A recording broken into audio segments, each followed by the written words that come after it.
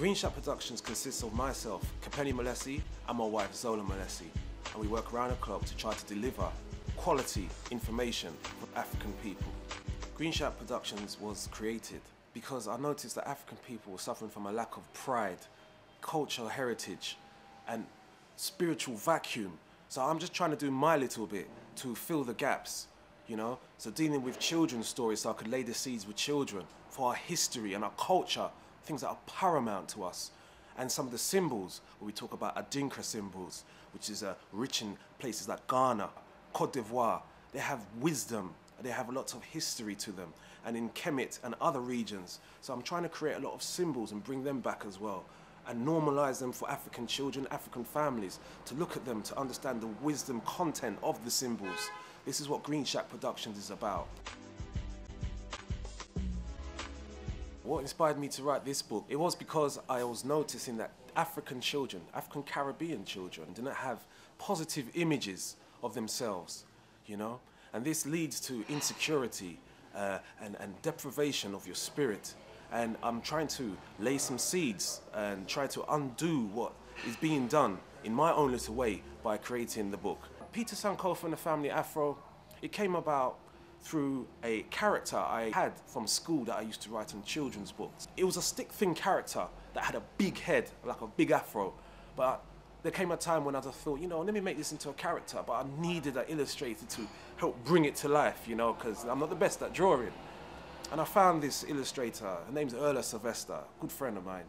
And we just come up with this package, you know. She took my idea and she turned it into life. And we've got some characters as well besides Peter. Father, Toyin, mother, Nzinga. There's Peter, Ayo, and Maisie. They are the Sankofa family. They were put together in England, but their father's from Nigeria and the mother's from Trinidad. So we have a Pan-African feeling. They have adventures around the world, mainly in the Caribbean and Africa. They all have historical adventures. There's some wisdom, there's some jokes, and there's some fun, but in an African family context, which is most important, bringing back the African family in a positive direction with positive images with our hair, our face, our skin, and everything.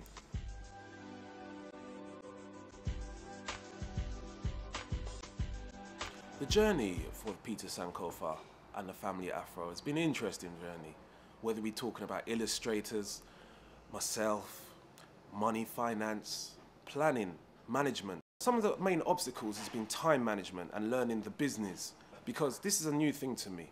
My day job is my day job, but this is what we do outside of the day job. So I had to learn about book distribution. And because I've done self-production, I had to learn about the book industry of self-producing. So we've got distribution, marketing, and all what goes with it, you know? And even money management. As a business, you have to know about money management. That has been a very important factor, you know? But, you know, as I live in a particular way, you just, in a way, transform the same skills into running your business, and it can be successful, but you just need the discipline, the etiquette, and you know, you have to be hard on yourself to know that when the time is right, you have to do certain things on that day, that hour, and that minute.